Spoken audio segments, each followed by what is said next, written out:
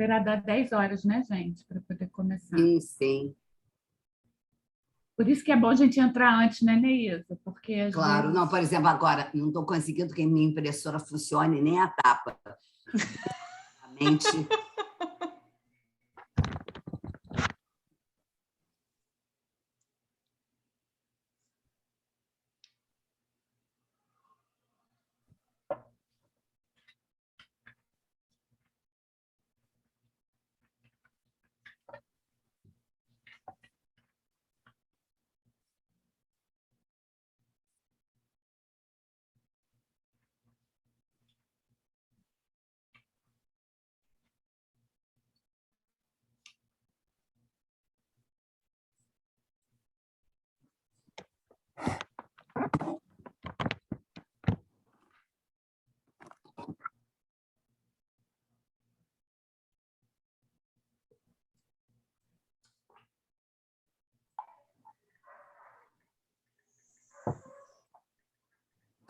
Gente, a gente já vai entrar em setembro, entre... Estou nem acreditando.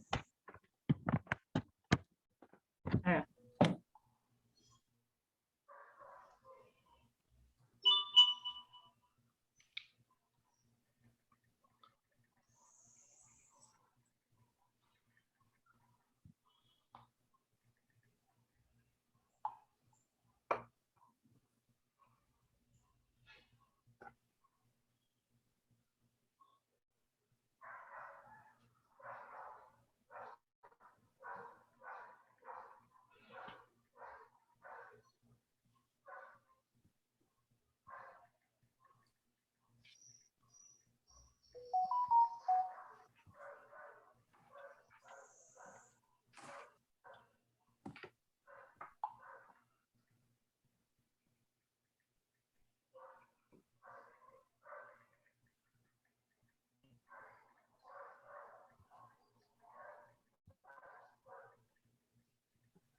Vou fechar.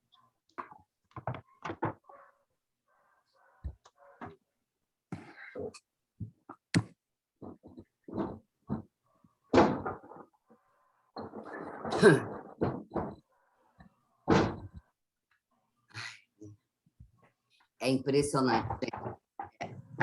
Eu sempre fico nervosa. Sempre fico. Imagina. Não. Acho que... Será que tem alguém que não fica, Neísa? Eu fico me perguntando isso. Não sei. Eu fico muito. Prazer de falar e de conversar, mas eu quero sempre fazer o melhor. Então. Não, e eu acho que essa questão dessa tecnologia também acaba deixando a gente mais tensa também, né? Sim. Sim. Isso olha, tudo vai teve ficando. o lançamento do livro do Luiz Cláudio Figueiredo, comentar pelo Leipzig, e eles têm uma plataforma própria. Gente, deu uma encrenca, e eu não entrava. O tempo foi passando, eu entrei, nós começamos com... É porque eu chego meia hora antes, a gente começou com 3 minutos de atraso, porque não entrava. Aí o técnico teve que fazer uma espécie de gambiarra e ele me colocou... Olha, ele não me colocou pelas vias normais, eu entrei por um outro caminho, né? E até entrar. não é fácil. Agora eu já aprendi, se for simples, eu vou entrar 2 horas antes, eu vou ver o que tem de estranho no meu computador, que ele está criando caso, porque quando eu assisto, eu acho que eu assisti sem problema, não sei o que houve.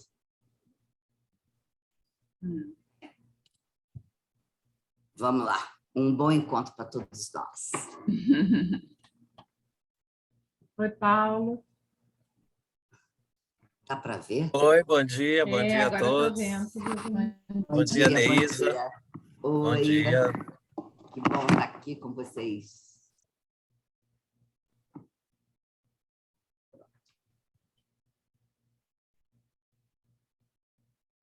Estou dando mais 5 minutinhos, tá? Para dar as 10 horas. Tá, ainda são 9h54. É. Sempre espero uns minutinhos, né, Cris? Uhum.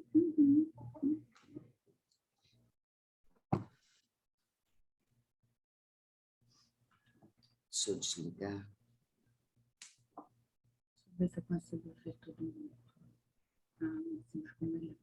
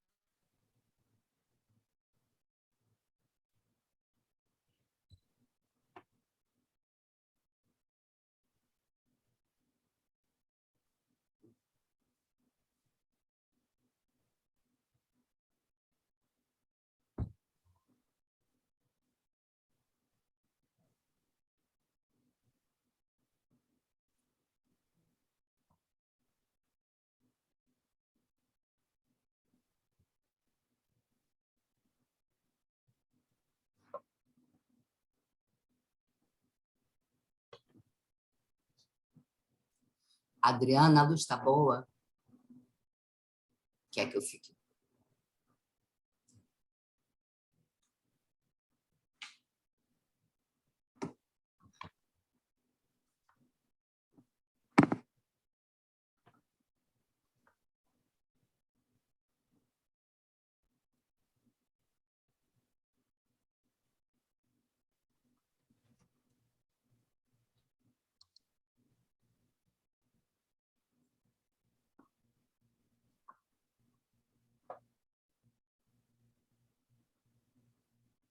Carlinha.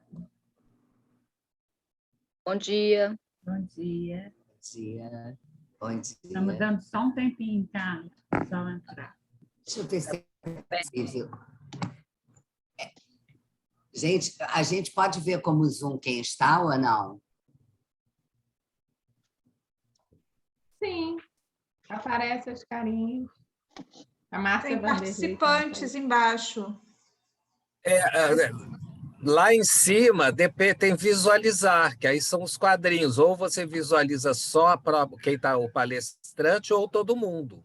Pois é, você sabe que o meu não está aparecendo nada disso, Paulo.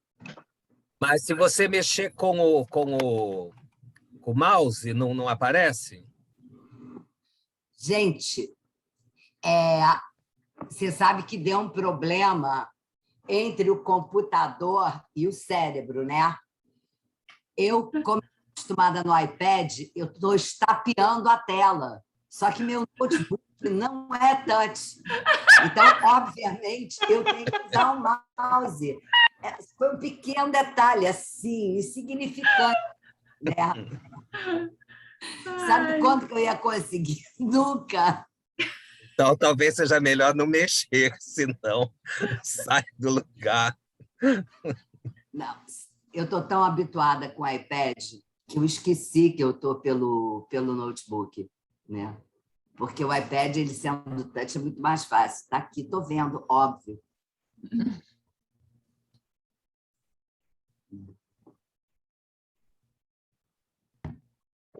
Bom dia, Neísa. Bom dia, Alexandre. Bom dia, Muito Alexandre. bem-vinda à SPCRJ novamente. Bom dia, gente.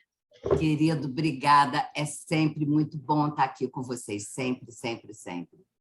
Pois é, você sabe que a recíproca é verdadeira, né? A gente adora também. Ô, gente, Neísa, finge que a gente está tomando aquele cafezinho, né? Antes da... Pois é. Ai, Cristiane, dá tempo de eu pegar um café? Dá tempo. Rapidinho, até o pessoal entra. Dá gente, tempo, gostaria de estar tomando com vocês, né? Infelizmente. Depois ia ainda ter um biscoitinho, mas enfim. Deixa eu só pegar meu café.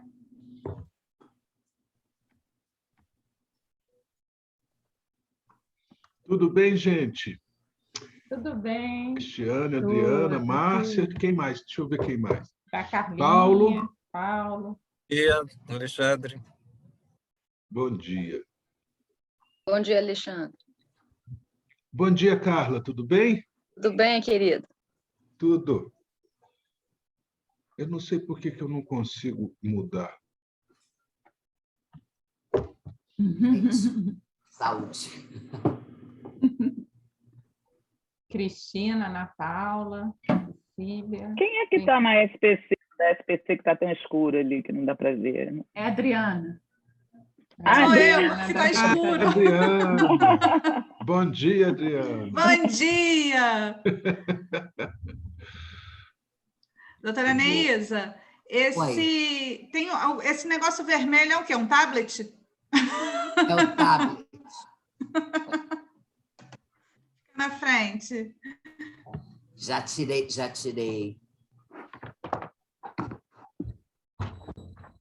Meu óculos.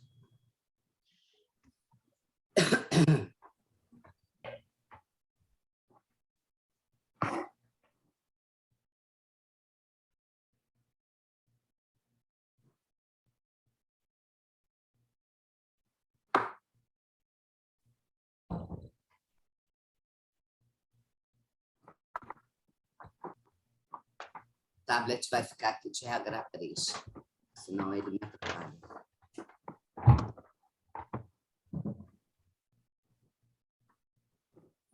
A gente dá mais 5 minutinhos, gente?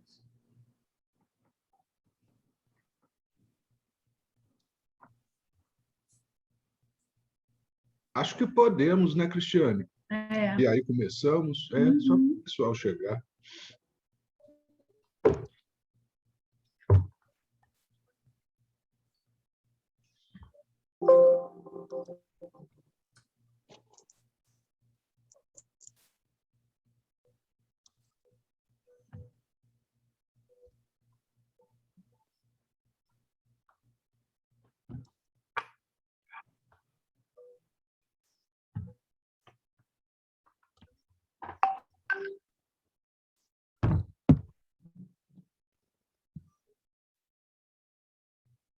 Não sei se é coisa de brasileiro carioca, as pessoas esquecem de fazer inscrição, né?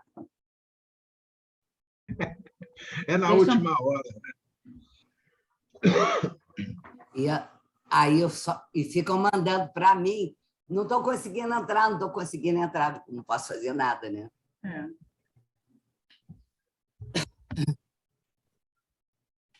Pronto. Eles vão poder assistir só depois, né, Neísa? Sim. na gravação.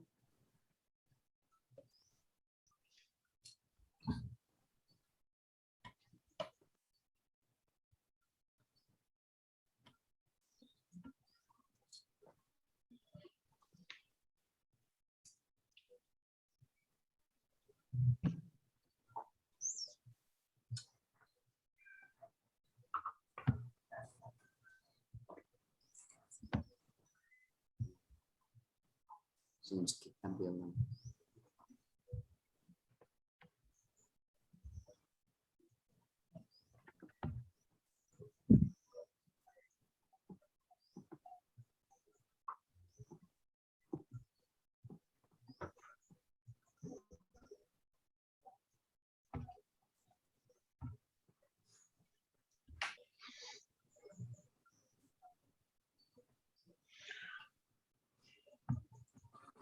Bom, então, dei os 5 minutinhos, tá? Adriana, Eu vou começar a gravar. usar o microfone por causa do barulho da rua. Uhum. Ver se eu consigo. Ah, não. Então, vou ter que fechar só. Pronto. Pronto. Bom, então, vamos lá? Vamos lá. Bom dia a todos, né? É um prazer estar aqui nessa manhã. Teremos, então, a nossa querida Neísa Crochet, que é da casa já, né? A Neísa é sempre muito presente na nossa sociedade, né? Está sempre muito presente, né? E desde já eu queria, né, deixar registrado aqui a nossa gratidão, né? Por essa disponibilidade, né, Neísa, de estar sempre com a gente, né? Sempre junto aqui, trabalhando com a gente. Bom, esse é um evento da Clínica da Sociedade, né? Eu sou a Cristiane Camerino, diretora, para quem não me conhece, né? Diretora da Clínica da Sociedade, e a gente pensou, né, nesse convite para a Neísa, porque a Neísa tem uma clínica muito grande, né? E muito boa. Então, a gente quer ouvir um pouco, né, trocar com ela um pouco sobre essa clínica, né, nesses tempos, né, de pandemia, né, o que mudou, o que a psicanálise tem a acrescentar, o que está acontecendo, né? O que está acontecendo nessa clínica, né? E aí deixei a Neísa muito à vontade com o tema, né? Eu tenho certeza que ela vai só acrescentar, né? Então, deixa eu apresentar a Neísa, né? Os títulos dela. A Neísa, o tema do trabalho dela é a hospitalidade encarnada, né? Neísa é doutora em psicologia clínica pelo Instituto de Psicologia da USP, mestre em psicologia clínica pela USP também, especialista em psicologia clínica e atendimento à família pelo Centro de Orientação Juvenil da Fiocruz, ex-supervisora clínica do CAPS, Maurício de Souza, psicanalista, membro efetivo do Círculo Psicanalítico do Rio de Janeiro, né? Então, passo a palavra a Neísa, né? E bom encontro para a gente. 2 avisos. Teremos 40 minutos da apresentação, 40, 50 minutos com a Neísa, e depois a gente abre para os debates. Agora, a Neísa pediu para que os debates também pudessem ser feitos durante a apresentação. Então, né, vocês podem perguntar pelo chat e a gente vai tentar contemplar aí todas as questões, né? E desculpa já, desde já, se passar alguma pergunta, né, que a gente passe batido, mas é porque às vezes é difícil de passar tudo e nem sempre dá, né? Então, passo a palavra para a Neísa. Bom dia a todos. Eu queria agradecer, como sempre, a acolhida da SPCRJ. Obrigada, Alexandre, obrigada, Cris, obrigada a toda a diretoria. não é de hoje esse acolhimento, então ele é alguma coisa que ele oferece uma experiência muito boa de... A gente vai ver como é que isso é importante ao longo da nossa conversa, né? De constância, de confiança, né? De fidedignidade nesse vínculo e nessa parceria. E isso é alguma coisa inestimável, isso é alguma coisa inestimável. Então, eu queria agradecer muito, muito, muito por essa constância, por esse espaço onde eu me sinto sempre muito acolhida. E eu quero que vocês saibam como vocês foram importantes na minha trajetória, né? Porque tem, sei lá, tem uns 20 anos, pelo menos, né, que eu sou acarinhada pela SPCRJ. Então, a minha gratidão enorme a essa gestão, às gestões anteriores, e que a gente possa continuar junto por muito tempo, né? Agradeço muito. Bem, quando a Cris me chamou, eu fiquei muito feliz de poder ser um evento da clínica. A clínica é a coisa que eu mais amo na psicanálise, né? Então, é sempre uma experiência de alegria. Eu não sei se acontece com vocês, mas às vezes a gente acorda de manhã cansado e, né? E senta e vai trabalhar desanimado, mas de alguma maneira o nosso trabalho ele vai nos nutrindo, vai nos alimentando, e a gente, em vez de ficar mais cansado, a gente se revitaliza, né? Por essa troca, por essa experiência, por essa descoberta. Então, eu penso que ontem foi o dia do psicólogo, parabéns para todos os psicólogos e todos que gostam da psicologia e da psicanálise. Eu acho que é um presente quando a gente tem um ofício que a gente ama mais hoje do que amava quando se formou, né? E isso é alguma coisa que definitivamente acontece comigo. E mais ainda, a pandemia nos trouxe um presente paradoxal. A distância física nos aproximou a nós. Nós temos muito mais possibilidades de encontros, de troca e de conversa. É um exemplo claro assim do fazer do limão à limonada, né? A gente sentiu essa necessidade pelo isolamento, da conexão, de poder estar junto, e nós inventamos e criamos e recriamos novas formas de proximidade.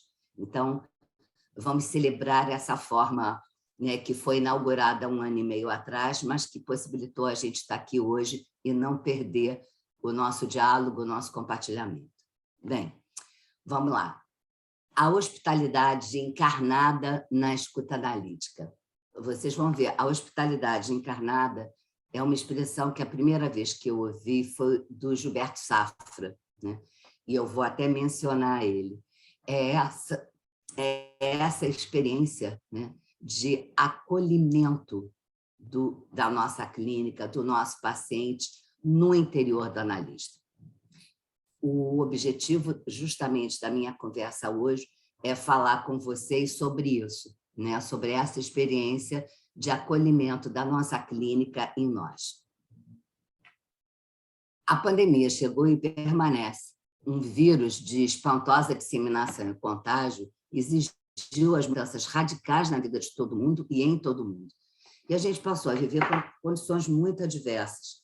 O preço por essa condição aparece na nossa prática clínica. É raro a sessão que um paciente nosso não comente sobre algum acontecimento da pandemia ou do vírus ou alguma coisa que leu.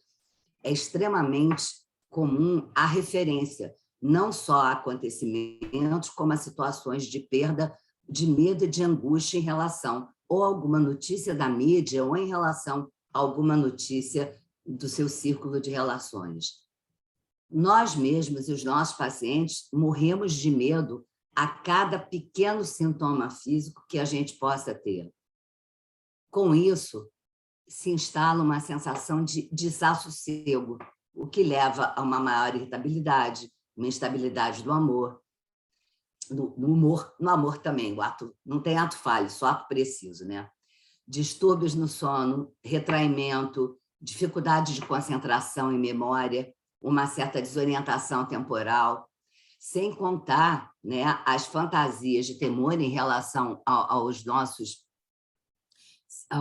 eventos corporais, que a gente fica na dúvida se é uma fantasia hipocondríaca ou se é um medo real, e que atingir uma potência espantosa. Então, é importante a gente ver, né, de que a situação da pandemia, na realidade, eu já disse isso em outras ocasiões, eu tenho a impressão que ela funciona como uma gigantesca caixa de ressonância, aonde aqueles eventos, aqueles acontecimentos que já existiam lá anteriormente, mas eles se potencializam, eles se amplificam, porque eles perdem a rede de diluição dos, digamos, dos eventos, aonde tanto os acontecimentos como as emoções, elas ficam mais concentradas pela diminuição que a gente tem do nosso trânsito social. Não tem nada mais fácil para diluir a nossa inquietude do que a gente fazer alguma coisa, a gente sair e a vida social, muitas vezes, ela funciona como um processo de superficialização. Um adolescente me disse, pensar dói. Então, e quantas vezes as pessoas chegam para nós e elas têm medo, porque dói. Dói pensar, dói entrar em contato consigo, dói entrar em contato com seus limites, com as suas dores, com as suas perdas. Então, esse equilíbrio emocional, que muitas vezes foi atingido, foi conseguido de uma forma relativamente precária, pela intensidade, pela concentração das vivências emocionais, ele corre o risco de ruir diante de uma condição ambiental que, em vez de aliviar, amplifica essas feridas antigas e as reativa. Nós, na clínica, temos um problema. O setting tradicional ele passa a ser a exceção e não a norma. Mesmo agora, a grande maioria, eu penso que pelo menos a maioria das pessoas que eu conheço, a grande maioria de nós atende predominantemente ainda no remoto. Alguns pacientes nós atendemos presencialmente pela necessidade, mas o que era exceção, que era o atendimento remoto, passou a ser a norma e o presencial, que era a norma, passou a ser o remoto. A maioria dos nossos atendimentos passa a ser em casa, o que nos coloca numa posição particularmente desconfortável, porque a gente está distante fisicamente do paciente.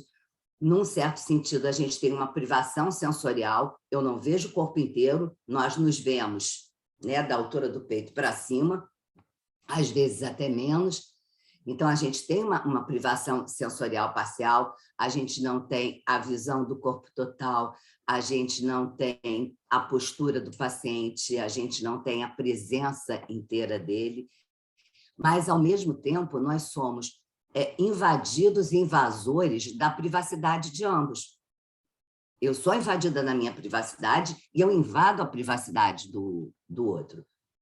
É uma coisa muito comum, principalmente quando você atende criança e adolescente, eles circulam pela casa com o telefone e vão mostrando coisas e pessoas e acontecimentos para que a gente tenha uma intimidade, né, que, às vezes, é muito benéfica e nos oferece uma profundidade na perspectiva, mas, às vezes, é bastante intrusiva, que nos coloca numa posição mais colada, mais identificada, quando a gente precisaria ter esse cuidado de ter um olhar mais distanciado, né? Então, na minha clínica, nas discussões com os colegas, eu me vejo compelida, muitas vezes, né, a agir de uma forma diferente. Em vez de estar numa posição que eu chamaria de predominantemente de aguardo, de reserva, muitas vezes eu me vejo compelida, não tem nem outra palavra, a estar ativamente presente, a fazer alguma coisa, a estar num lugar que me causa estranheza, porque não seria o lugar que eu estou habituada, em termos da clínica, né?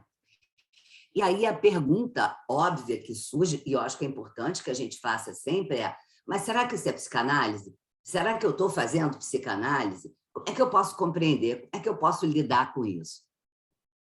Uma boa dose de alívio vem, mas não isenção total, mas uma boa dose de alívio vem quando eu me lembro do Winnicott dizendo que a gente faz psicanálise quando o nosso paciente precisa. E quando ele precisa de outra coisa, a gente faz outra coisa. Me acalentou muito também ouvir o Luiz Cláudio Figueiredo, num livro que ele lançou recentemente, que eu recomendo, chamado A Mente do Analista, ele complementar e ele disse a seguinte frase: um analista pode e precisa fazer outra coisa, pois, ainda assim, ele faz coisas que apenas um psicanalista pode fazer bem. Então, mesmo a gente fazendo outra coisa, a gente não deixa de ser psicanalista, né? E a questão da outra coisa não é o que eu faço, mas é o uso que eu vou fazer, a escuta que eu vou ter, né? E esse exercício permanente de indagação e questionamento. Então, essa crise ou essa pandemia, né, nos lembrou, chamando a atenção de que a coisa mais importante que a gente precisa ter em mente é de que não tem determinismo e flexibilidade quanto a lugar, objeto ou modo de realização da psicanálise, né? Tem um outro exemplo do Winnicott, que eu adoro, aonde ele estava numa reunião na Sociedade Britânica de Psicanálise, eu não me canso de contar isso, ele estava numa reunião na Sociedade Britânica de Psicanálise, estava tendo um quebra-pau louco a respeito do trabalho de um analista que não seguiu as 4 vezes semanais tradicionais preconizadas na época. E disse que o pau estava comendo lá e o Winnicott estava lá na dele, brincando. Eu fico imaginando ele fazendo origami ou rabisco enquanto o circo estava lá armado. Até que convocaram ele, viraram para ele e falaram assim: mas, doutor Winnicott, o que é que o senhor acha? Isso é ou não é psicanálise? E aí ele responde: se é ou não é psicanálise, depende de quem faz.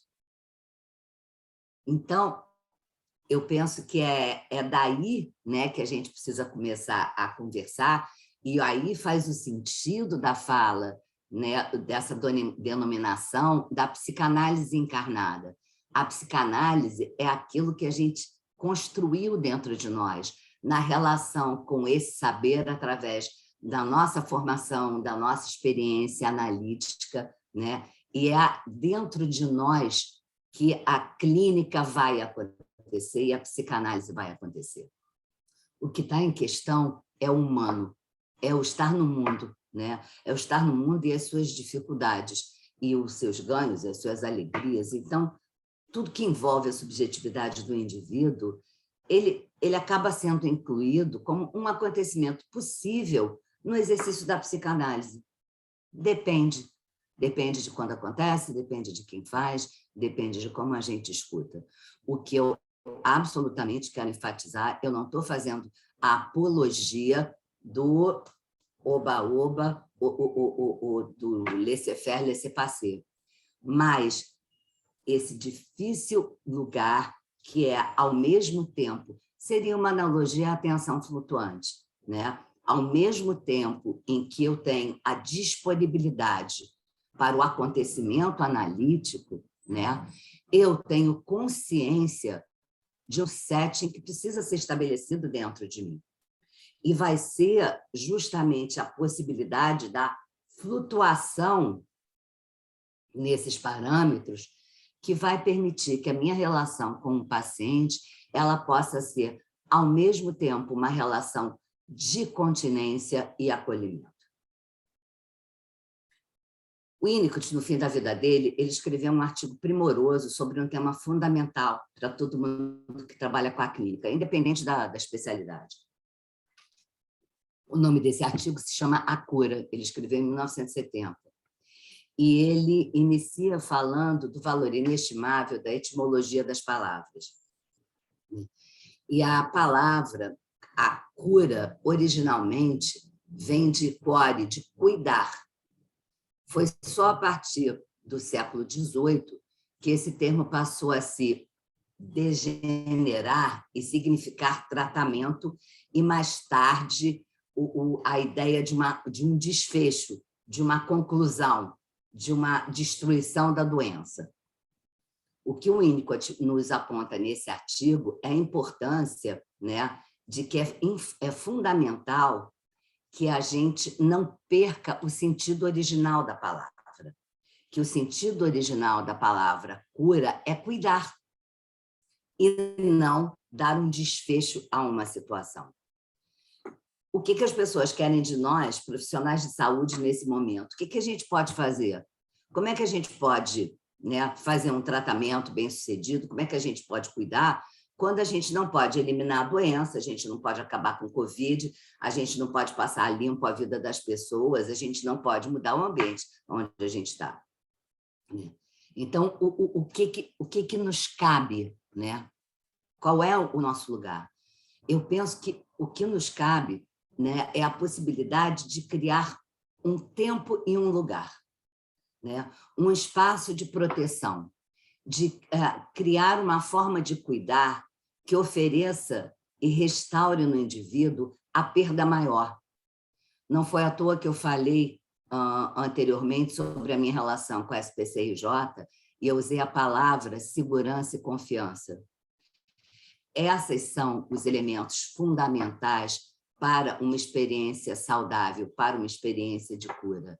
Esse senso de segurança e confiança no viver ou no se relacionar. Isso, inclusive, é dito literalmente, né, pelo Winnicott, onde ele fala: a psicanálise é, antes de tudo, o fornecimento de um contexto profissional para a confiança, na qual esse trabalho pode ocorrer. Então, é esse o nosso objetivo, a criação de um espaço. Tem um poema que eu também falo, eu acho que eu falo em quase toda a live, eu estou ficando... Gente, vocês me perdoem a repetição, mas é porque certas frases ou certas experiências, elas condensam de forma tão intensa o que eu gostaria de falar, que eu acabo me repetindo. Tem um haikai, um pequeno poema, que diz o seguinte: como é que eu posso encontrar meu caminho se eu não tiver um lugar de repouso onde eu possa me perder? Né? Então, é assim que eu vejo o espaço analítico, né? Como um lugar de repouso, como um lugar de segurança, como um lugar de confiança. Né? Tal como receber... E como é que isso acontece, né? Quando a gente recebe um paciente, tal como receber da nossa casa um estranho, o estrangeiro, o paciente que chega, ele vai ser hospedado em nós. E a gente não pode pedir para ele que ele fale a nossa língua, que ele saiba os nossos hábitos, que ele compreenda os nossos códigos. Dentro das leis da hospitalidade, né, desde que existe desde sempre, a hospitalidade é um conceito precioso desde os gregos, né? Todo estrangeiro, todo estranho, ele precisa, ao ser hospedado, ter o direito de ser acolhido, sem exigências, até que as suas necessidades básicas sejam contempladas. Então, é isso que os nossos pacientes precisam inicialmente, né? Inicialmente, desse espaço de acolhimento, até que as necessidades básicas sejam contempladas. A partir dessa experiência de acolhimento é que o estranho vai deixando de ser estranho e as leis da hospitalidade podem ser mais condizentes com um relacionamento a longo prazo, podem ser mantidas, né, através, né, de limites bem estabelecidos. Mas o movimento inicial é esse movimento, né, de acolhimento, tal como a gente recebe um estranho em nossa casa pela primeira vez. Uma coisa interessante é que a palavra hóspede, no tempo grego, era a mesma, tanto para o hospedeiro como para o hospedado. Não havia diferença. A palavra era exatamente, acho que era hóspede, era exatamente a mesma. E eu achei isso muito interessante porque ela sugere essa relação de paridade entre as pessoas. discriminadas em suas funções e demandas, mas irmanados na sua humanidade original. Ambos, hospedeiro e hospedado, estarão vulneráveis às tensões, às alegrias, às encrencas derivadas desse encontro. Então, o que acontece no espaço analítico nunca diz respeito apenas ao paciente, mas sempre aquilo que aquela dupla está produzindo. 2 pontos a serem enfatizados na nossa conversa aqui hoje. Uma, que é o holding, que eu já venho falando até agora, e depois a gente vai conversar sobre a questão da transferência, incluídos aí os fenômenos da transferência e contra-transferência. Na clínica contemporânea, o holding que se faz necessário, ele está compulsoriamente quase incluído naquilo que o Winnicott havia descrito como o 3º grupo de pacientes, um holding, né, um acolhimento, aonde, justamente pela limitação, pela dificuldade da situação física e psíquica, a concretude é necessária. O nosso trabalho frequentemente é posto em xeque e a contra-transferência é uma companheira constante de incômodo, né? A transferência, ela vai sempre promover a revivescência das experiências primitivas não elaboradas. E é importante, né, que a nossa escuta se dirija muito além da interpretação, mas muito mais para o estabelecimento ou restabelecimento de uma continuidade perdida. Trauma é corte, trauma é ruptura. Então, o que fica perdido no sofrimento, né, é um sentido. O que fica perdido é um senso de continuidade, onde, apesar da diversidade do que se passou, de uma certa forma eu consigo me manter conectado comigo.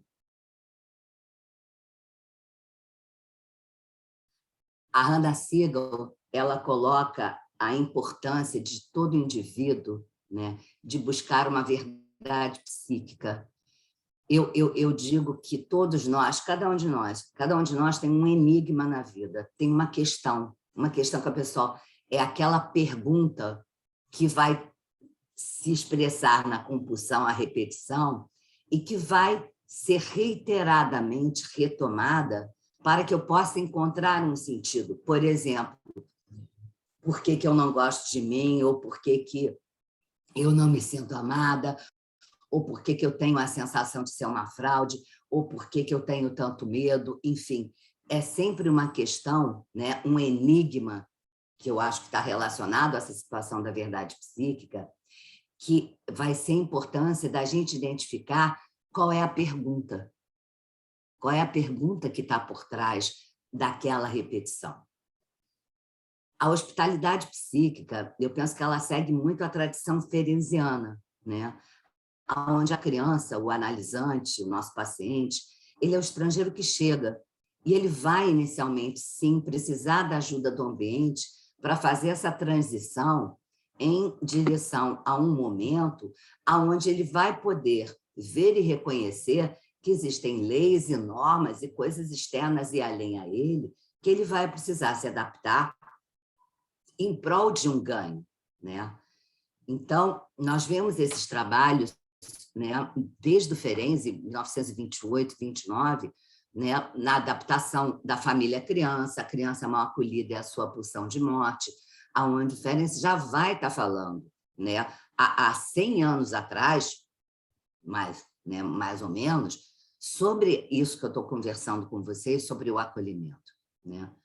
Então, porque a capacidade do indivíduo de poder se ver e se ver no mundo vai depender dele ter sido visto originariamente, né? Dele ter sido reconhecido, dele ter sido legitimado. Vai ser através dessa experiência, desse olhar, né, que ele vai poder se ver. Um exemplo simples é quando a gente está conversando e está olhando para a pessoa e a pessoa está olhando para a gente, eu me vejo no olho da pessoa, né? E isso, né, mostra e me oferece uma sensação de reconhecimento. Eu estou lá nele, eu vejo na pupila dele refletida a minha presença. Gente, como é que é conversar ou estar com alguém que não te olha? Ou que está focado em alguma outra coisa? É de uma solidão e é de um desamparo aterradores. Se isso é difícil para nós agora, imaginemos o que é para o bebê humano que nasce cedo demais, que sequer sabe o que é um eu, o que é o outro, né? Onde, na hora que ele nasce, é um ninho de bafagafos, né? Vai ser através do cuidado materno que todo esse processo de identificação e discriminação vai acontecer. Então, novamente, citando, eu vou ter que citar o Winnicott, né? Meu existir é visto e compreendido por alguém. Me é devolvida como uma face refletida no espelho a experiência que eu necessito de ter percebido como existente. Então, é essa experiência que é fundamental, é a gente oferecer um lugar de existência. Safra nos lembra, e aí vem o nome dessa conversa com vocês, que se tudo correr bem, a mãe será hospitalidade encarnada para o bebê que chega, não apenas na sua função de maternagem, mas também como rosto ético. Ela oferta ao bebê um encontro fundante.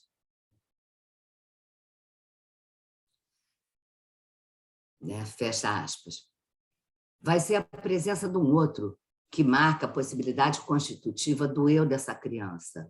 A mãe, que é o primeiro outro, oferta ao bebê essa hospitalidade, e uma hospitalidade muito especial, uma hospitalidade plena, onde a sua alteridade se dilui em incontinente, presente apenas naquilo que o bebê necessita e pode tolerar.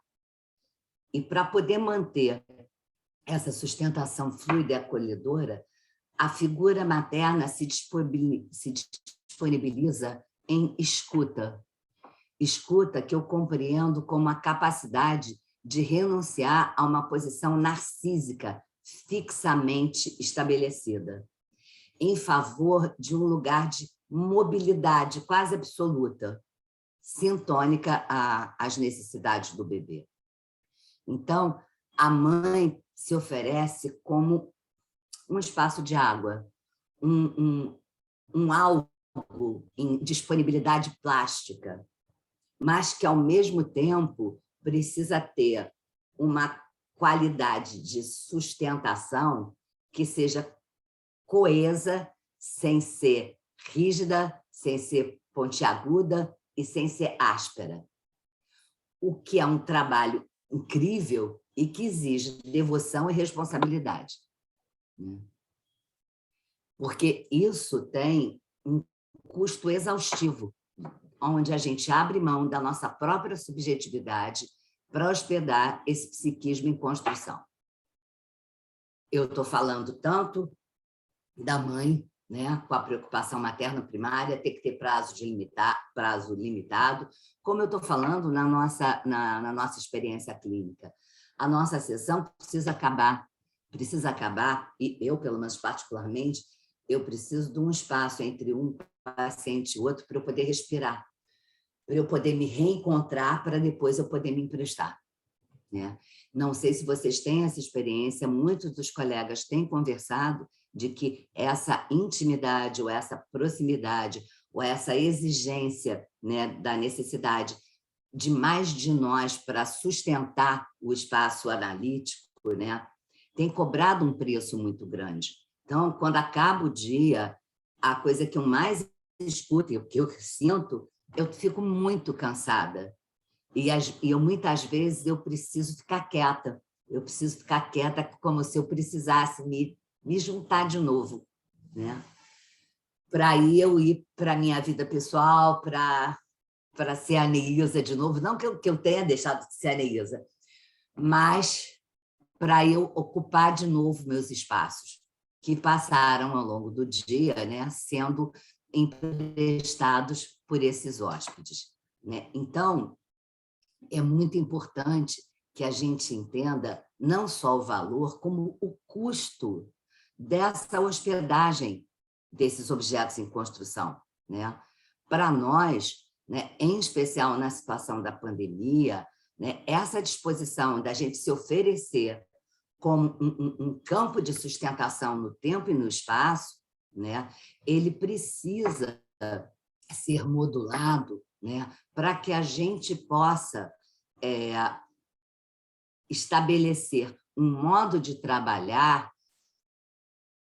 que, digamos assim, não seja demasiadamente custoso para nós. Então, é poder parar para pensar, pacientes mais difíceis, a gente precisa trabalhar, vai ser um dia que a gente vai precisar trabalhar menos, ou a gente vai precisar colocar um intervalo maior. Então, da gente poder organizar, né, até mesmo a nossa agenda de acordo com essa demanda que é importante que a gente escute, né, para que a gente não acabe exaurido, né? Existe na situação clínica aquilo que o Winnicott, na década de 60, chamava de comunicação silenciosa entre o bebê e a mãe, né? E que eu chamo de Bluetooth, né? Que é a versão 2020 dessa comunicação silenciosa. A gente tem Bluetooth aqui instalado, que é uma experiência intercorpórea, que você não sabe nem de onde é que veio. Ontem eu estava conversando num grupo e até comentando como é que é interessante que não existe chá das 5 ou conversa de botequim numa sessão analítica. Mesmo que comece ou que apareça, se você fica, digamos assim, suficientemente disponível, você vai ver que aquilo que foi falado no início da sessão vai emergir em outra hora, em outro momento, né? Então, essa possibilidade, né, de também não ficar... porque às vezes eu escuto na supervisão, porque às vezes eu estou com a sensação de que eu estou batendo papo só, e de que as grandes mudanças não estão acontecendo, né? E muitas vezes a gente não se dá conta de que o que é fundamental é essa comunicação intercorpórea, é essa comunicação de presença. É a comunicação de presença que vai estar marcada em ato, em experiência, dizendo: você pode confiar, você pode estar seguro de que eu estou aqui. Mesmo quando você não pode dar muito, mesmo quando você fica no chá das 5, mesmo quando, eu já estou com sono, eu não quero nada, que saco, né? Ou mesmo quando o nosso paciente está queixoso, né? É esse lugar de constância, de presença, de estou aqui. Isso é o que o Winnicott chama de adaptação ativa, da gente poder adaptar, né, as necessidades do encontro clínico àquele paciente específico, né? E aquilo que ele está podendo num determinado momento, né? Numa comunicação que vai muito além da linguagem oral, né? Que abarca, né, o que está sendo dito, como está sendo dito, a posição, a postura, tudo, né? E isso precisa acontecer, né? Não só precisa acontecer, como precisa acontecer durante um certo tempo. O que vai oferecer segurança e confiabilidade é a continuidade. Quem trabalha comigo há algum tempo sabe que eu falo dos grandes 6, né? Confiança, continuidade, consistência, confiabilidade. E vai ser esse lugar de presença, né? Esse lugar de hospedagem que funda um lugar aonde, né, uma outra forma de se relacionar, uma outra forma de experimentar, um outro lugar, né, pode ser experimentado. Então, acima de tudo, a gente não tem que ser um pilar de sabedoria, a gente tem que ser uma referência de fidedignidade, uma referência de confiança. Então, é a partir dessa conquista, né, dessa relação de confiança, que o que quer que aconteça se transforma em experiência. Experiência, eu estou compreendendo quando você pode ter uma reflexão sobre uma vivência. Eu brinco quando a gente associa o nome à pessoa, quando aquilo passa a ter um sentido, fazer um sentido pessoal, né? E esse é um processo, né, que ele vai muito além, até mesmo dos processos psíquicos envolvidos. Ele tem a ver com essa experiência de corporeidade. O que, por isso, né, é muito importante enfatizar de que é possível, sim, a gente conseguir uma experiência de corporeidade no atendimento remoto, mas sabendo que vai ter um custo maior. E, por isso, a gente vai precisar cuidar da gente, cuidar do nosso paciente. A nossa, né, a nossa função vai ser também estar em reserva, em disposição, estar pronta, né, ou aguardar aquilo que o paciente pode oferecer para a gente. Onde muitas vezes o paciente fica muito aflito, o nosso paciente fica muito aflito, dizendo: ai, porque está doendo, porque isso não vai passar, porque, né, é sempre a mesma coisa. E você vê que a gente está falando de um outro tempo inserido nesse espaço, né? Que é o tempo do nunca, que é o tempo do sempre, que é o tempo da dor, que é o tempo da imobilidade. E o que a gente pode fazer não é fazer alguma coisa para que essa mudança aconteça. A gente não tem essa potência, a gente não tem essa possibilidade. Eu acho que eu falei numa live ano passado, né, de que o lugar da gente tem que ser um lugar de lembrete, um lugar de farol, um lugar de sustentação de um dever. Tem uma frase que eu uso à exaustão, um ditado: nada como um dia depois do outro, com uma noite bem dormida no meio. Né? Tem gente que tem vontade de me dar um tapa quando eu falo. Quando está contando, e eu digo, já sabe o que eu vou dizer, né? Já sei, nada, pois é, nada como um dia após o outro, com uma noite no meio.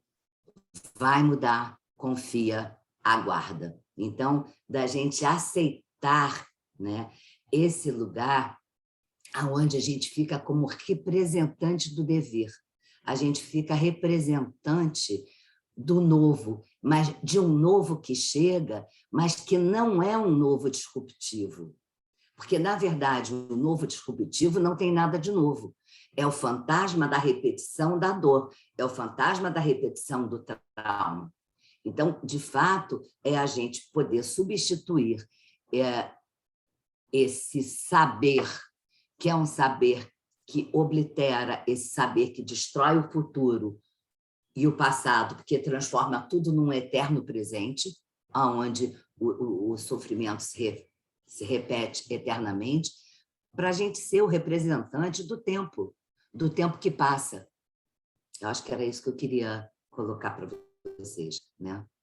Então, é um lugar do tempo que passa, e com isso a gente se abre e abre a possibilidade, né, para a experiência de que a vida é um processo, de que há acontecimentos, de que há movimento. Como é um encontro clínico, eu quis pegar uma pequena vinheta clínica que aconteceu há pouco tempo, a gente já estava na pandemia, mas em maio eu voltei, eu estava atendendo uma jovem, e no meu consultório eu tenho uma janela, a janela vai de ponta a ponta, uma das paredes é uma janela de ponta a ponta, aonde o sol entra frontalmente. O divã, embora ele seja distante, tipo 1,5 metro da janela, ele faz um ângulo reto com a janela. E a luminosidade, muitas vezes, é muito forte. Então, eu tenho cortinas, persianas de correr, né, que eu deslizo conforme a necessidade, né, de acordo com o posicionamento da pessoa no divã, de acordo com o posicionamento do sol, do dia, muito bem. Eu estava atendendo uma pessoa que eu vou chamar de Pietra, que tem menos de 30 anos, e ela não suporta ambientes escuros, mas ela também se incomoda quando a luz está muito forte. Na verdade, a Pietra se incomoda com quase tudo, né? Nada está suficientemente bom, nada a agrada, é sempre alguma coisa que podia ser de outro jeito, né? Nesse dia, quando a gente começou a trabalhar, né, o tempo estava muito feio, chuvoso, né, e eu tinha puxado os painéis para a sala não ficar muito escura. E aí ela... Não, o tempo estava muito feio e eu não tinha arrumado os painéis. E aí ela comenta comigo que eu sempre cismo de colocar os painéis do meu jeito, mais escuros. Aí eu me levanto, eu ilumino mais a sala para ela. Aí ela diz que não está muito bem, eu arrumo. Quando eu sento, ela comenta que a mãe dela também é assim. Tem sempre a mania de fazer as coisas do jeito dela. Um pouco mais adiante, ela me pede um copo d'água, que ela estava com sede. Estava falando muito. Aí me levanto, eu vou pegar o copo d'água. E eu vejo que o tempo feio tinha se aberto e que o sol tinha saído e a luz estava incidindo diretamente no lugar onde ela estava. Eu já pensei, Pietra vai reclamar, né? Já que eu estava em pé, porque velhinha tem joelho ruim, né? Eu queria aproveitar o estar em pé. Quando eu fui estender a mão para puxar um pouco a cortina, a Pietra na hora fala, tá vendo? Olha aí, olha você puxando a cortina de novo. E o modo como ela falou comigo mostrava para mim definitivamente que eu não era como a mãe dela naquela hora, não. Eu era a mãe dela, né? E que ela estava pronta a entrar num quebra-pau, como ela sempre entra com a mãe dela. Me lembrei dos embates estabelecidos lá entre as duas, eu falei, tá na hora. Aí eu comento com ela, nossa, fulana, não estou dando um adentro essa semana. Você sabe, ontem eu ouvi várias vezes que eu estava passando por uma tremenda humilhação. Estou passando por uma tremenda humilhação agora de novo. Ela começa a rir, assim, que história é essa de tremenda humilhação? E aí eu conto para ela, que tinha sido verdade, que eu tinha sido sabatinada num determinado assunto, o assunto era Pokémon, por uma criança. E eu errei todas as respostas, confundi os nomes. E aí eu contei para ela que eu estava sendo sabatinada lá nos Pokémons e que toda vez que eu errava, a criança me dizia assim, nossa, você está passando por uma tremenda humilhação. E que eu respondia, me fazendo de desconsolada, mais uma! E ela, mais uma. E aí eu comentei com ela, pois é, ontem eu passei por uma tremenda humilhação várias vezes só para você saber que eu já estou preparada.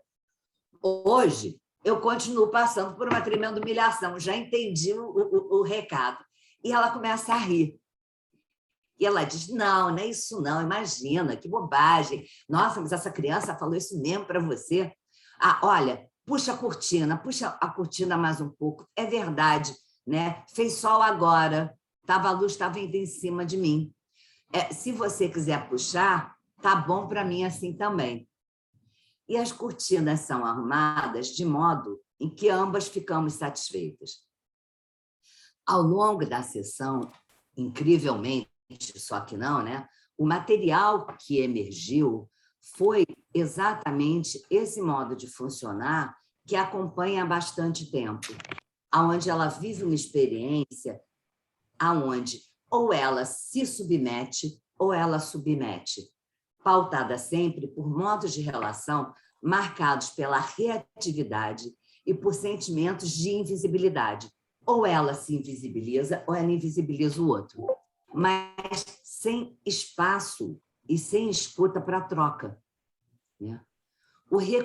E eu penso que o reconhecimento bem-humorado da minha falha, eu ter conseguido levar para o humor e para o lúdico, né?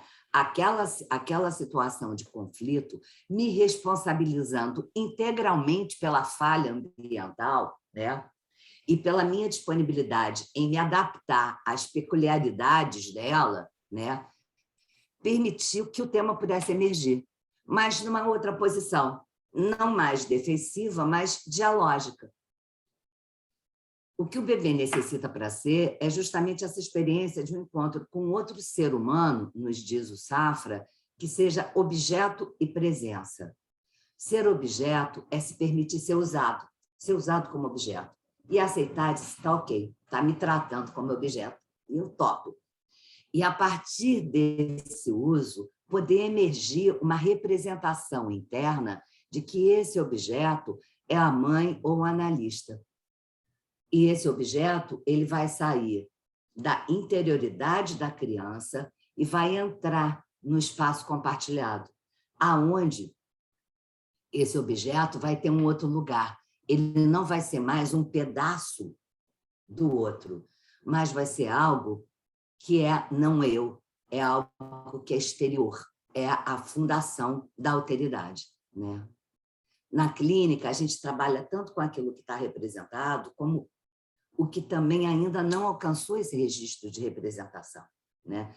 E a gente vai precisar se disponibilizar para fazer esse movimento, que é isso que eu chamo de continência e de escuta, de ser objeto e presença, de ser um pedaço do nosso paciente, se é a maneira que ele pode nos tratar, e poder aguardar ser tornado presença para ele, né? Então, é algo que é muito importante, é que a gente lembre que uma das coisas que a gente vai precisar dar conta, e que é muito difícil, tanto como pai como analista, é suportar um ânus da falha, um ânus do fracasso, do ódio decorrente, não apenas de um lugar simbólico, mas daquilo que vai ser vivido na transferência, né? E que precisa atualizar no presente aquelas falhas do passado. Não está adiantando nada, está tudo a mesma coisa, eu não sei por que eu estou aqui, né? Onde muitas vezes a gente vai precisar suportar, né, esse lugar de incapacidade, de impotência, né, até que a fantasia onipotente do nosso paciente se converta em possibilidade potencial, né? É uma responsabilidade que é penosa, mas sem a qual não ocorre a passagem para essa construção dos objetos. E a importância, né, da gente não querer curar. Eu vou voltar para aquilo que eu falei lá no começo. Eu já estou acabando, tá? Me perdi um pouco na hora. Da gente voltar àquilo que eu falei no começo, onde o nosso objetivo não é curar, onde a gente vai precisar segurar a nossa onda no sentido da ânsia do nosso paciente precisar ficar bem, para a gente ficar tranquilo de que a gente está fazendo um bom trabalho, né?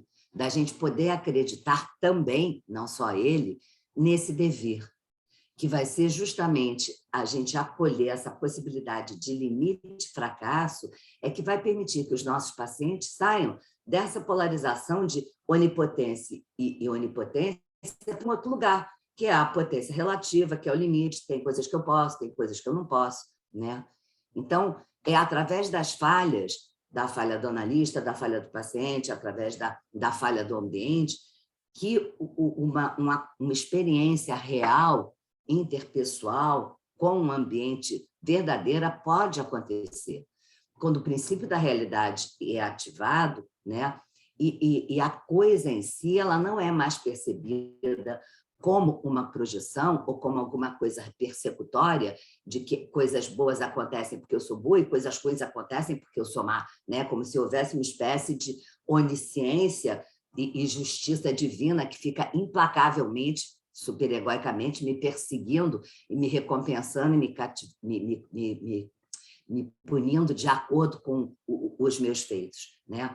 Então, essa experiência, a experiência clínica de poder ser esse lugar de hospitalidade, onde, na verdade, o nosso trabalho é esse trabalho de manter um campo. Seria ser zelador, faxineiro, funcionário de serviços gerais, onde a gente precisa ser o mantenedor de um campo onde esse indivíduo ele possa se reorganizar e se reposicionar, tanto em direção a si mesmo, como em direção ao outro e à vida. E isso acho que talvez seja o maior desafio do nosso trabalho clínico contemporâneo, onde nós vivemos constantemente, e muito mais do que antes, com os limites e as impossibilidades. E ainda tendo a impossibilidade de ter uma relação de confiabilidade básica ambiental. Só quem faz muita negação é que pode achar que isso, que eu tenho tranquilidade de estar vivo amanhã, de não pegar Covid. Então, a gente ainda trabalha sobrecarregado com a inconfiabilidade ambiental, que acaba pedindo de nós esse trabalho extra, né? Talvez esse seja o nosso maior desafio, e eu vou terminar com uma fala do Winnicott, que é: o que nós fazemos é organizar um ambiente profissional constituído de espaço, tempo e comportamento, que compõe uma área limitada da experiência da criança ou do cuidado com a criança, e nós vemos o que é que acontece. E isso, essa organização, ele diz que é análogo a dar uma forma na arte. Gente, muito obrigada, né? Vamos conversar, se a gente tiver tempo adiante. Tem um poema lindo da Cora Coralina sobre hospitalidade, mas aí a gente pode ver se der tempo. Obrigada. Alexandre, você quer fazer uma pergunta, né?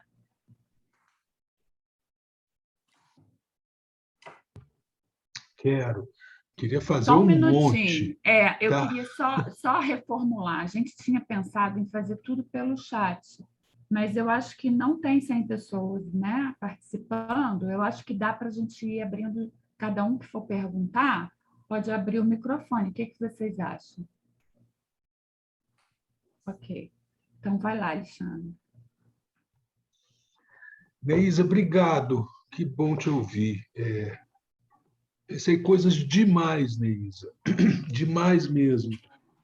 Coisas até que eu tenho pensado muito, porque fui alçado, né, a esse lugar na diretoria da sociedade. E isso implica uma nova angústia que eu nunca tinha experimentado, que é a de buscar garantir a qualidade da formação dos analistas, né, que vem buscar a SPCRJ. E é simplesmente uma angústia assim que é difícil aplacar, a não ser da mesma forma que a gente faz em relação às nossas angústias no consultório, né? Mas é muito diferente. E o seu exemplo clínico é genial, porque ele ilustra algo que eu gosto de dizer, e aí eu vou dizer nas minhas palavras o que eu enxerguei, que é um evento que, para mim, é fundamental para a gente entender até como é que a transferência está funcionando naquele caso particular, e se sim, algo de uma análise está acontecendo, que é a hora que você se diz, sim, tenho falhas, sou castrada, no jargão freudiano clássico, ela vem em seu auxílio e diz, não, mas espera aí, né? Ela cuida de você, ela valoriza, ela que vem, que se desapega do sentimento, porque isso é muito fereziano, né? Dos sentimentos negativos, que também permeiam a relação analítica, assim como os positivos, para cuidar, para te dizer, não, mas sim, você tem qualidades aqui que são essas qualidades que fazem a diferença. É fundamental, né, Neísa? Porque, no fundo, se a gente pensar em termos de transferência, ou na vertente repetitiva da transferência, isso que retira o sujeito dessa transferência, que é mera repetição, que é o pacote pronto que vem e cola no objeto, para um outro tipo de transferência, que é essa que a gente, eu acho, que valoriza na análise. Uma transferência que é e aí referenciando novamente, como se servisse de um terreno estável que permite ao sujeito entrar em contato com coisas extremamente aflitivas, às vezes muito agressivas, em termos egóicos, mas porque o analista ali funciona como uma certa garantia de que esse percurso vai ser feito, de que essa travessia vai ser possível.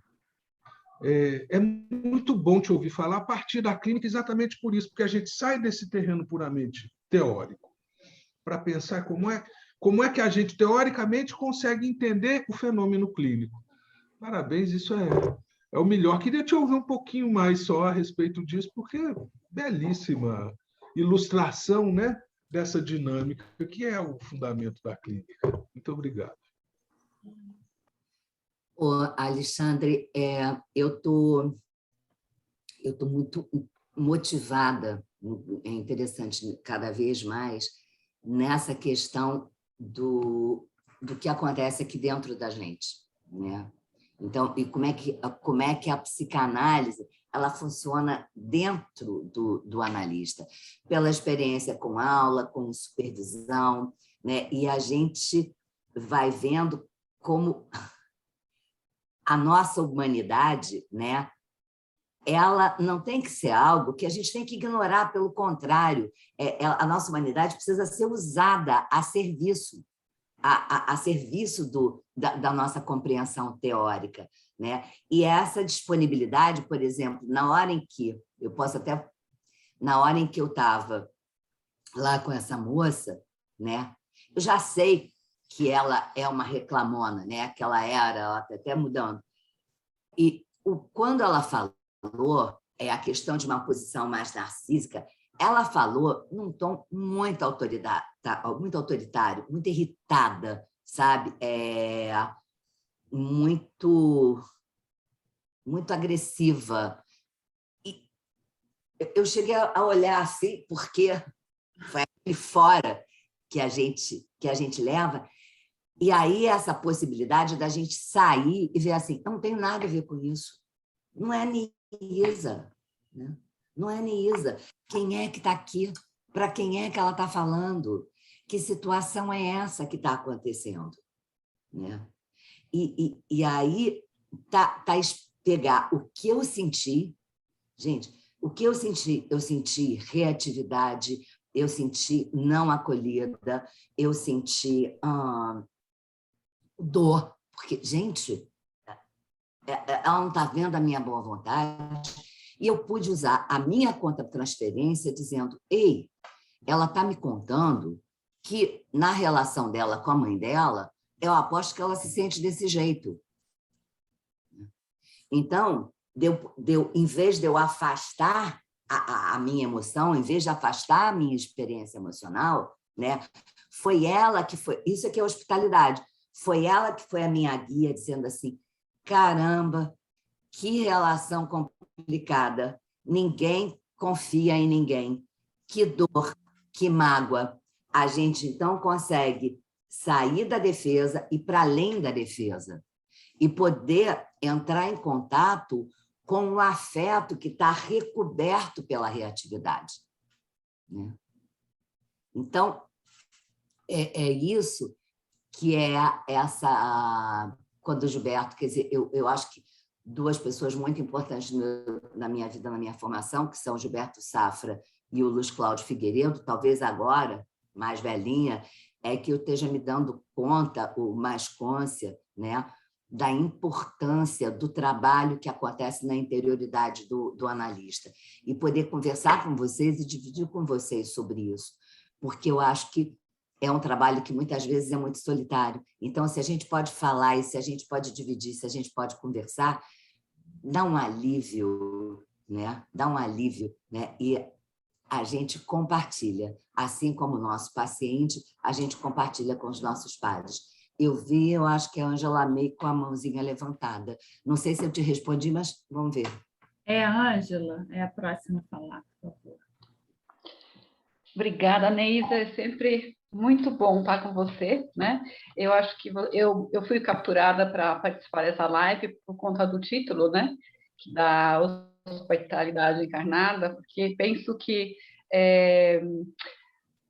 o que nós estamos vivendo em nosso projeto de consultas terapêuticas lá do SEDES, né, que é um projeto de atendimento que a gente inventou agora na pandemia para sobreviver a essas angústias de isolamento, oferecendo uma hospitalidade nossa e também sendo hóspedes, né, desses pacientes. Achei muito bonito esse conceito, né, de mão dupla, e vou querer usar, né, nos meus pensamentos da minha escrita que a gente está aqui elaborando, o porquê, né, de todas essas vivências, desses encontros virtuais com esses pacientes, né, que a gente está fazendo, né. Aí me lembrei de um episódio recente com uma paciente muito difícil, né, que eu tive, que ela foi altamente agressiva, e justamente em consultas a gente se propõe, né, a acolher, né, de uma maneira muito intensa, né? E aí veio uma agressividade muito intensa também, né? E o quanto esses nossos encontros em grupo, e aí assim, o nosso grupo nós somos 13, 14 analistas hoje, né? Pudemos conversar a respeito desse ataque que eu recebi, né? E depois consegui voltar com esse paciente, que depois ela me escreveu pedindo desculpas, reconhecendo, porque ela falou não com a Ângela, ela falou exatamente, né, com a mãe dela, com o pai dela, com todo mundo ali, né? São encontros muito curtos que a gente tem, né? A gente inventou no nosso dispositivo no máximo 5 sessões, né? Mas que tem uma elasticidade aí também, né? De mais, de menos. E aí nós pudemos, né, ressignificar tudo aquilo naquele momento, né? E o quanto esta experiência é rica, né, para o paciente e para nós, como analistas, né? Então, obrigada, Neisa. Posso usar, né, os seus pensamentos. A gente divide.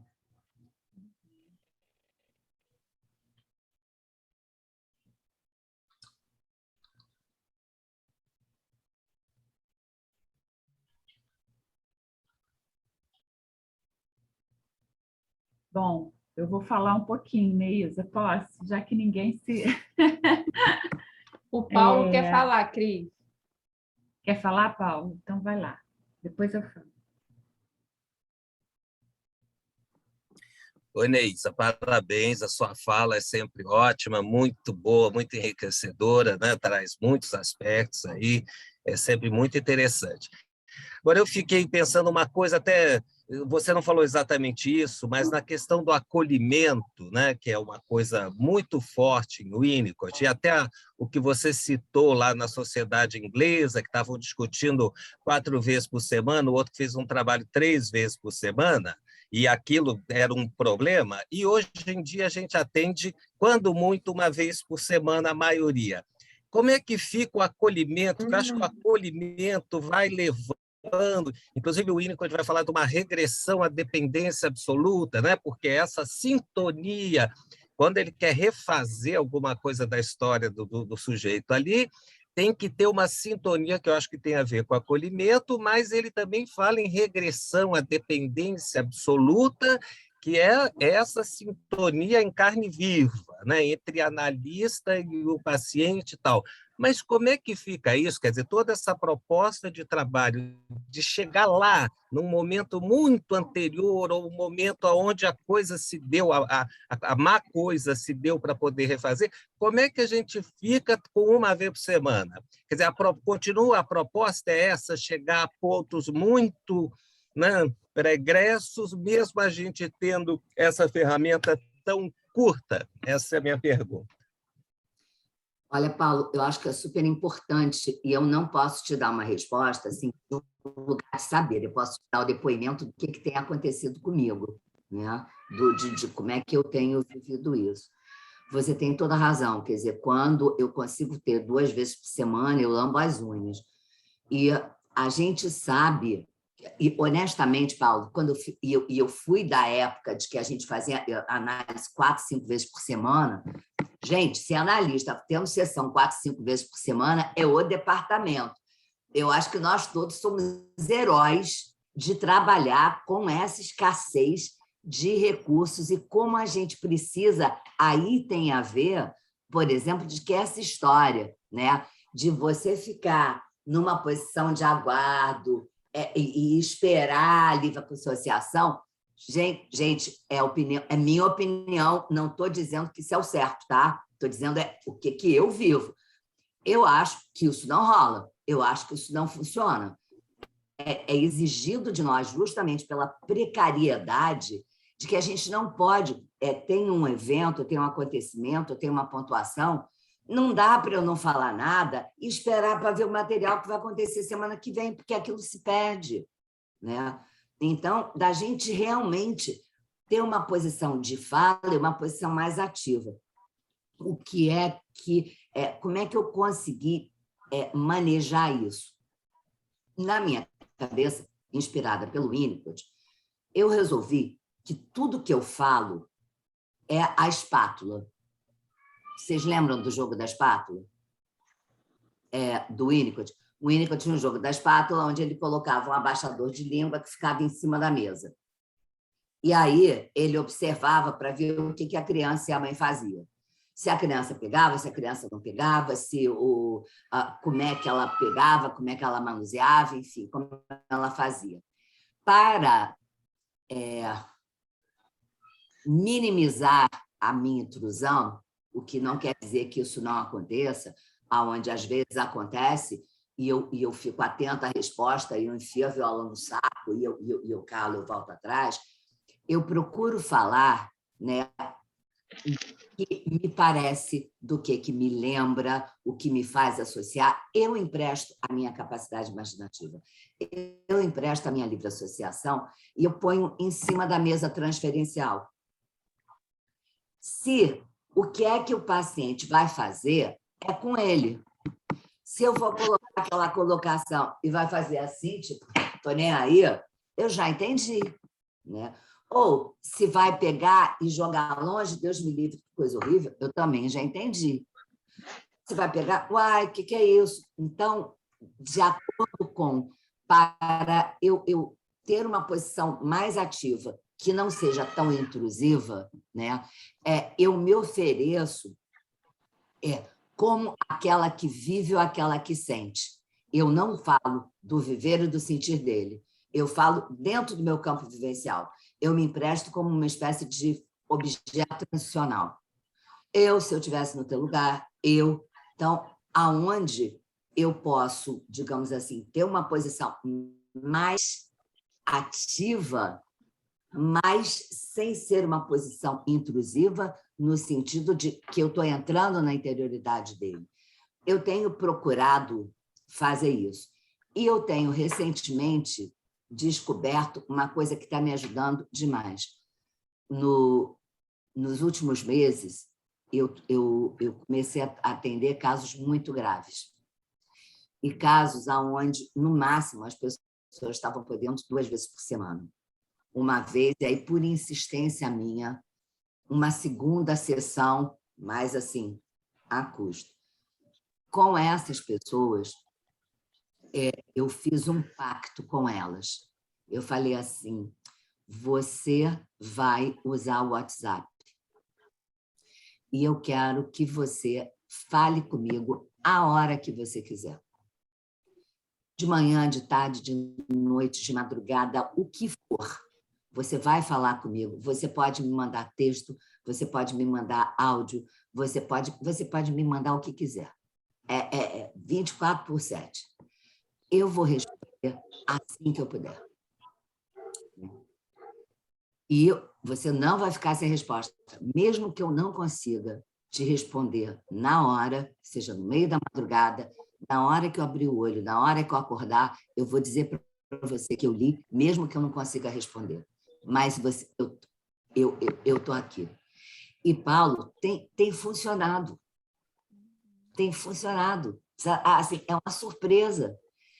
Às vezes eu acordo, né, de manhã e tem 3, 4, 5 recados, né, daquele determinado paciente que estava naquele momento. E aí eu mando um WhatsApp. como é que está o teu horário hoje? Você está podendo? E aí eu fiz, inclusive, quando é adolescente, eu fiz um contrato com os pais de que eu poderia ter uma sessão se eu sentisse urgência, e que isso estaria incluído, né? Eu até, em alguns casos, eu me dei ao direito, porque eu não ia conseguir trabalhar. Eu falei, então tá bom, esse é o teto que você pode pagar, e a pessoa me paga por mês. E eu me dou o direito, a prerrogativa de atender, por exemplo, o adolescente ou a criança, o que ele precisa, né? Porque eu não posso que isso acabe sendo usado contra ele. Você está gastando muito dinheiro, porque eu já estou quebrada, porque olha quanta despesa você dá. Então, eu preciso proteger, por exemplo, um adolescente ou um adulto jovem que não se provê, né, do uso que essa necessidade dele faz. Mas eu não posso me privar, eu não posso ficar encurralada, me privando, não oferecendo aquilo que eu acho que precisa ser oferecido. Então, eu acho que a gente vai inventando. O que eu queria falar, Neis, era um pouco nessa via também, né? Porque eu atendo criança também, e a gente sabe, quem atende criança sabe que a gente brinca, né? A gente brinca. E é nesse, né? Quando você oferece esse brincar, né? Quando você oferece um jogo, quando você oferece uma massinha, quando você oferece, né, uma argila, enfim, tinta, lápis, né? É um pouco esse oferecimento, né, do WhatsApp, né, que você está fazendo com um adolescente, né? Não sei se a gente pode assim tentar comparar um pouco, né? Porque é sempre uma surpresa, é sempre o que a gente não sabe como vai ser esse brincar, né? Embora exista o jogo, uma regra, né? O jogo é desse jeito, né? Existe lá uma regra. Né? Por vários momentos, a criança modifica a regra, né? Ela cria um outro jogo no mesmo jogo, né?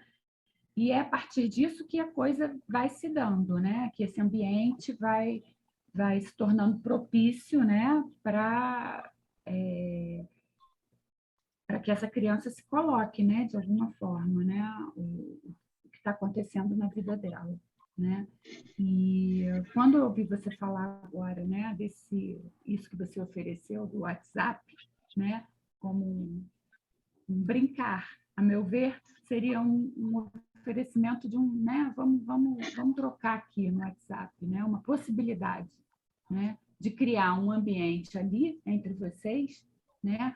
Onde esse jovem pudesse falar num momento difícil, né? Além da sessão, né?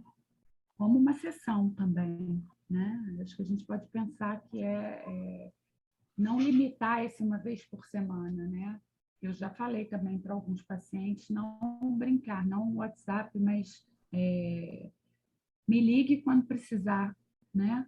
Eu estou aqui. Você pode me ligar a qualquer momento, né? Então, para pacientes, né, com situações mais graves e que a gente atende uma vez por semana, né?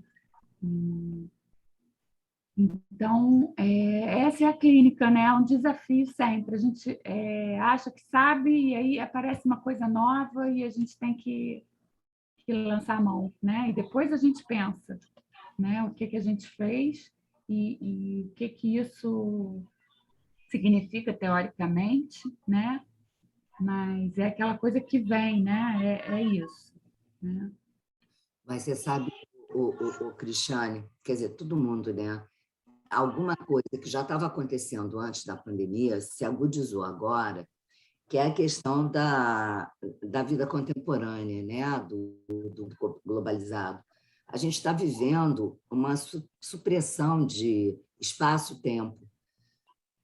Eu não consigo deixar de pensar, né, na teoria do Winnicott, quando ele usa o gerúndio, né? Quando ele fala de amadurecimento, ele fala de holding, ele fala de continuidade, né, de alguma coisa que é processual, e processual implica, né, no uso do tempo. E o tempo não como seu inimigo, mas exatamente o tempo como uma possibilidade, né, de construção e de criação. Então, se você vive o tempo como alguma coisa que te rouba, né, como alguma coisa que te priva, como alguma coisa que te impede, né, você não consegue usar o tempo de uma forma produtiva. Minha tese de doutorado foi sobre o tempo, isso lá em 2000. E a epígrafe de um dos capítulos, eu peguei uma fala de uma paciente minha, que ela dizia assim: o tempo não gosta daquilo que a gente faz sem ele. Eu acho essa fala dela incrível, sabe? Então, o tempo não gosta daquilo que a gente faz sem ele. Lembrando, quer dizer, associando o Paulo, o que a gente faz quando a gente não tem um tempo como se tinha antes, talvez seja isso, que talvez seja procurar criar o tempo, né? Criar o tempo dentro das temporalidades possíveis. Senão, a gente passa, quer dizer, eu acho que o homem contemporâneo, a gente está assim, filho dileto do coelho da Alice, entendeu? É sempre, é tarde, é muito tarde, né? E a gente está sempre correndo atrás de alguma coisa que está defasada. E a gente e o tempo sendo aquele feitor, aquele algoz que vai nos roubar a oportunidade, né? Então, uma das possibilidades, eu penso, maiores de reorganização psíquica é essa possibilidade de você ver o tempo não como o feitor do seu existir, né? Mas como seu parceiro na construção. Bem, isso é assunto para outra coisa, mas quando a gente pensa nessas justamente da finitude, das impossibilidades, é a necessidade da revisão, né, de como é que eu vou lidar com isso na minha vida. Se eu vou ficar brigando com isso ou se eu vou criar com isso. Eu acho que havia a Gilda querendo falar. Gilda, querida. Gilda, pode falar. Oi, Neísa. Para variar, adorando você falar, né? Porque eu acho que a gente bebeu da mesma água, do mesmo vinho, porque eu me encontro totalmente em tudo que você fala, né? Eu queria colocar duas coisas. Quer dizer, uma é uma coisa que me angustia muito, a cena que você descreveu da sua paciente, a irritação dela, né, com você, e que você respondeu brilhantemente, né? Poxa, estou realmente, né, humilhada, sei lá o quê. E porque algumas vezes, né, os despertam coisas na gente e a tendência é responder como normalmente as pessoas respondem a ele, né? E você, o que eu achei legal é que fez uma associação direta com a questão da mãe. Você deixou isso por conta dela, né? Você simplesmente se posicionou e ela, né? Eu acho isso extremamente difícil de ser feito, quando realmente a reação que o paciente desperta na gente é uma reação de hostilidade ou de rejeição, e você lidar com isso, né? Exatamente o que eu acho que o ponto teu foi: não é comigo, né? Eu não sou ninguém, né? É com a mãe que foi colocado para mim. Então, isso é uma coisa que nem sempre a gente tem aquela lucidez para aceitar e ver qual é a melhor maneira de você lidar com a situação, sem ser fazendo um direto, que fica uma coisa explicativa, e, ao mesmo tempo, sem reagir como normalmente as pessoas reagem. Isso, para mim, foi uma coisa que me deu assim uma luz muito boa, né, de situações que, às vezes, eu tenho dificuldade de lidar na minha clínica. E Agora, eu vou querer que você fale, mas eu já vou colocar a segunda coisa, e aí depois eu passo para você, que é, eu tinha pedido primeiro a palavra, eu ia falar exatamente que recursos eu tenho usado para preencher o tempo que é necessário dentro de um tratamento. Porque antes da pandemia, eu já estava dando essa questão do WhatsApp. Eu já tinha disponibilizado isso para todos os pacientes, porque como a situação financeira hoje em dia é muito difícil das pessoas terem várias sessões por semana, então eu já tinha disponibilizado isso. Eu concordo com você, é fantástico, porque eu uso por áudio ou por mensagem, e ontem mesmo um paciente disse assim, tenho ouvido o seu áudio várias vezes e isso está me dando uma força enorme, entendeu? Quer dizer, então, eu acho assim, tem funcionado maravilhosamente bem. Eu acho que... Peraí, estou com o telefone. Eu acho que realmente é importantíssimo, né, a gente ter aquela rigidez durante todo o seu percurso, né, o setting está sendo de mim e do paciente. Não pode ser uma coisa rígida, não pode ser uma técnica imutável.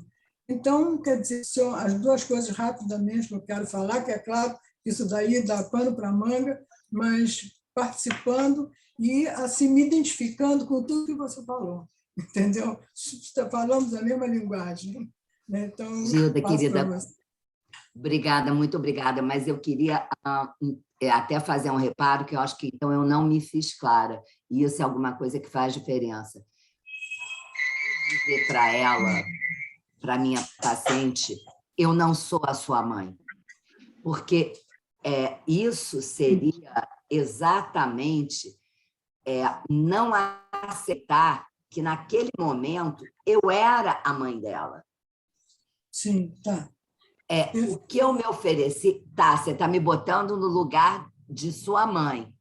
Ok, eu não vou recusar isso, mas eu não vou ser a mãe que você tem dentro de você. Eu vou ser uma outra mãe.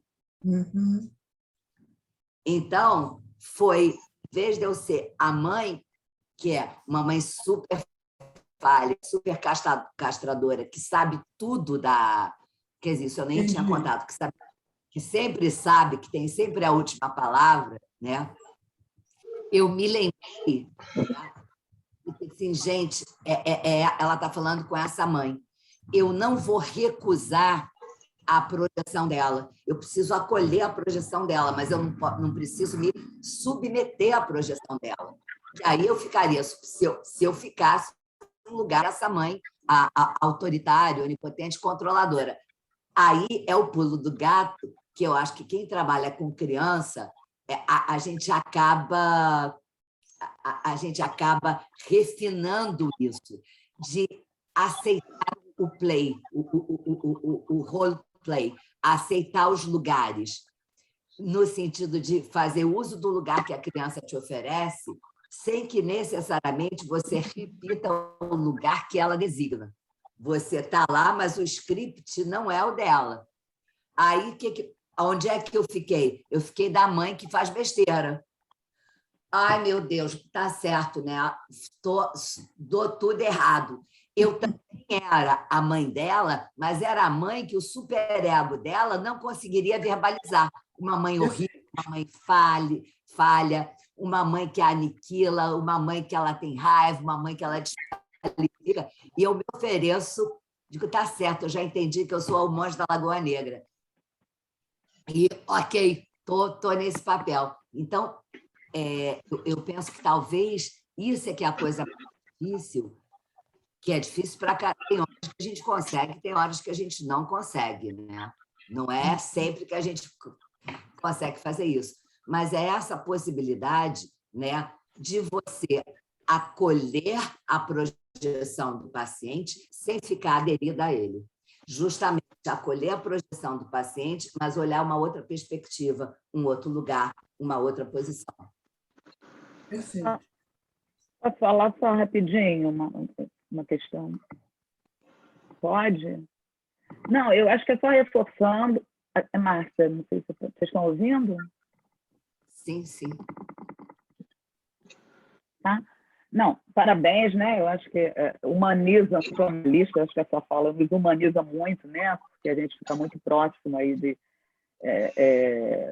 não é uma relação simétrica, mas é uma relação horizontal, todo mundo está no mesmo barco, né? Então a gente também fica mais humanizado. Mas eu acho que reforçar isso é um trabalho na transferência que você fez, né? Foi um trabalho na transferência, não foi interpretar a transferência que a gente antigamente usava muito, né? Não é, você está me vendo quando a mamãe te castra, você pôde brincar com a situação oposta e se colocar. Então aí está a transferência, né?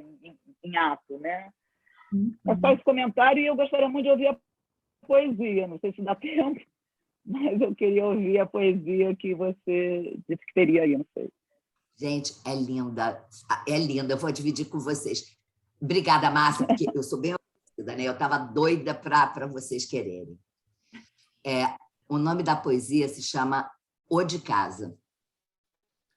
Acontecia à noite, alta noite com chuva, frio ou lua clara, passantes com cargueiros e famílias darem "Ô de casa!". Meu avô era o primeiro a levantar, abrir a janela e dizer "Ô de fora, tome chegada". O chefe do comboio se adiantava, de passagem para o comércio, levando cargas, a patroa perrengue, mufina, pede um encosto até de manhã, mais um fecho para os animais. Meu avô abria a porta, franqueava a casa, tia em abá, de candeia na mão, procurava a cozinha, acompanhada da Ricarda sonolenta. Avivar o fogo, fazer café, a praxe, aquecer o leite. Meu avô ouvia as informações, ele não especulava, oferecia acomodação no dentro, no quarto de hóspedes. Quase sempre agradeciam. Se arrumavam ali mesmo, no vasto alpendre coberto. Descarregavam as mulas, encostavam a carga, tinha abá comparecia, oferecia bacião de banho à dona e aos meninos quitandas. Aceitavam ou não. Queriam, só mais, aquele encosto e estendiam os couros baixeiros e arriatas e se encostavam. Meu avô franqueava o paiol, milho à vontade para os animais de sela e de carne. Eles acendiam fogo, se arranjavam naquele agasalho bondoso e primitivo. Levantávamos-nos curiosas, afoitas, ver os passantes, acompanhá-los ao curral e oferecer as coisas da casa. Ajujavam os cargueiros, remetiam as bruacas nas cangalhas, faziam suas despedidas e pediam a conta das despesas. Meu avô recusava pagamento. Lei da hospitalidade. Isso não é poema. Da Cora Coralina. Meu avô recusava qualquer pagamento. Lei da hospitalidade. Os camaradas já tinham feito o almoço lá deles. Já tinham madrugado para as restantes 5 léguas. Convidava-se a demorar mais na volta, despediam-se em gratidão e repouso. E era assim antigamente, naqueles velhos reinos de Goiás. Cora Coralina, no livro Vintém de Cobre, Meias Confissões. Muito bom, lindo. Gente, então, acho que podemos encerrar, né? Eu gostaria, então, de convidar todos, né, para a nossa jornada em outubro, né, que o tema é Cultura em Transformação, a psicanálise e seus destinos. Eu acho que a gente pode continuar trocando, né, na jornada, porque eu acho que estamos sendo exigidos, né, demais, eu acho, nesses últimos tempos. Eu acho que está todo mundo precisando trocar, né, precisando ouvir os outros analistas, né, precisando ouvir sobre a psicanálise, né. Então, é isso. Fica aí o meu convite e obrigada pela participação de todos. Neísa, muito obrigada, tá? Gente, obrigada a todos pela escuta, pela oportunidade. Um beijo grande. Tchau, gente. Obrigada, foi ótimo, gente. Bom final de semana. Obrigada.